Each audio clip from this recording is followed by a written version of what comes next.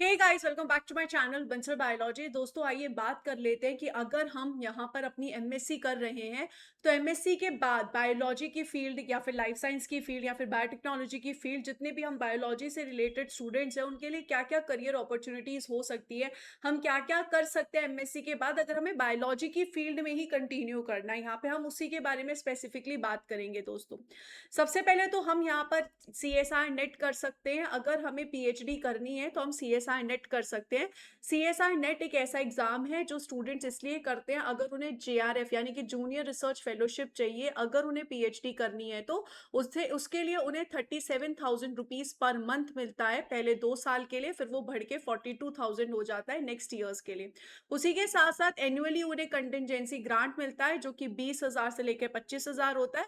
उसी के साथ-साथ अगर आप हॉस्टल्स में नहीं रहते हो, अगर आपको हॉस्टल वहाँ पे नहीं मिलता है, तो आपको हाउस रेंट अलाउंस एचआरए भी मिलता है।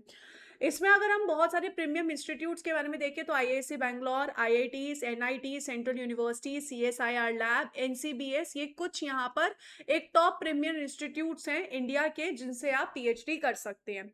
इसी के साथ-साथ और भी फेलोशिप यहाँ पर होती है। डीबीटी जेआरएफ की फेलोशिप होती है जो कि अब सीएसआईआर के साथ ही मर्ज हो गई है। इसके साथ साथ आईसीएमआर फेलोशिप होती है, इंस्पायर फेलोशिप होती है, या फिर अगर हम यहाँ पर देखें गेट आप क्लियर करते हो तो वहां से भी आपको फेलोशिप मिलती है। इसके अलावा बहुत सारी आईसीएआर फेलोशिप्स भी होती हैं। इंस्टीट्यूट अपनी खुद की फेलोशिप भी प्रोवाइड करते हैं और आपके पास एक ऑप्शन होता है कि आप पीएचडी अब्रॉड से जाके कर सकते हो और वहां पर आप स्कॉलरशिप ले सकते हो।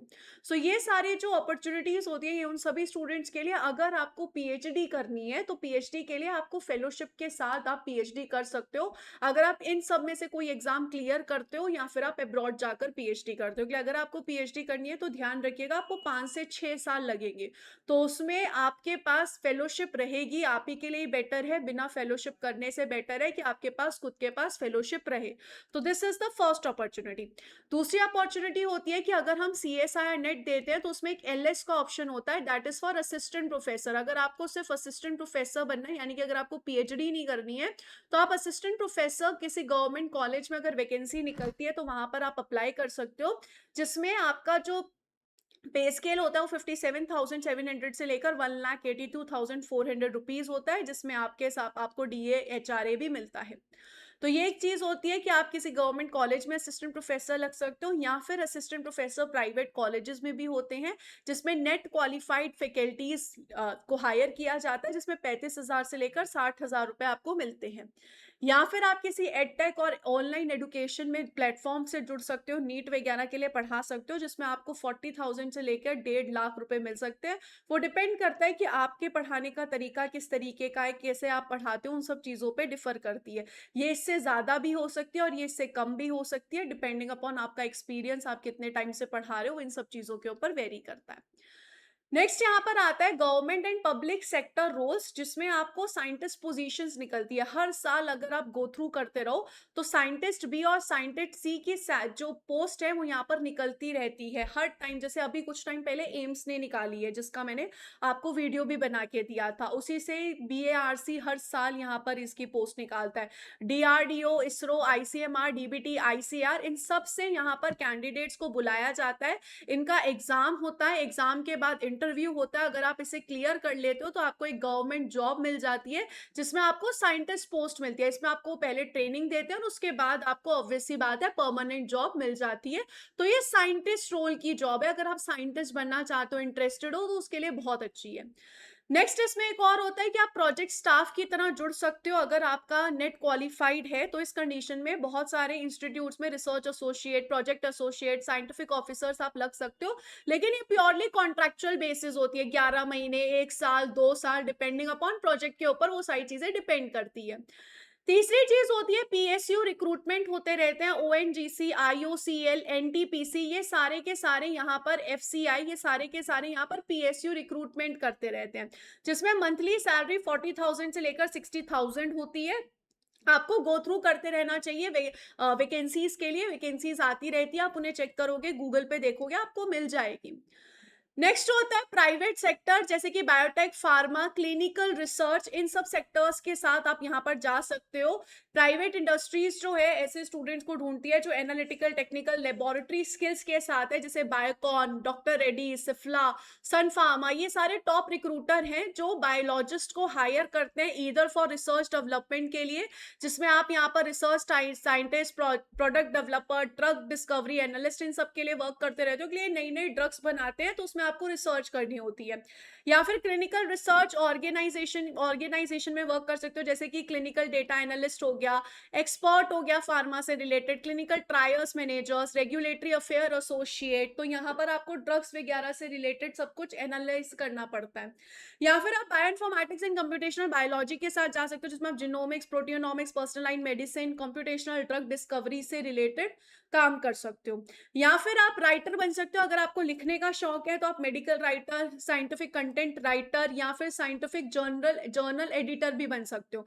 बहुत सारे ऐसे जर्नल्स होती हैं जो हायर करती हैं लोगों को एज अ एडिटर के पोस्ट पे, इनकी भी सैलरी अच्छी होती है। अगर आपको एक्सपीरियंस है तो इस केस में आपकी सैलरी 70 से 80,000 तक जा सकती है एडिटर की पोस्ट के लिए, अगर आपके पास अच्छा एक्सपीरियंस है और आप अच्छी नॉलेज है तो डेफिनेटली इतनी सैलरी जाती है।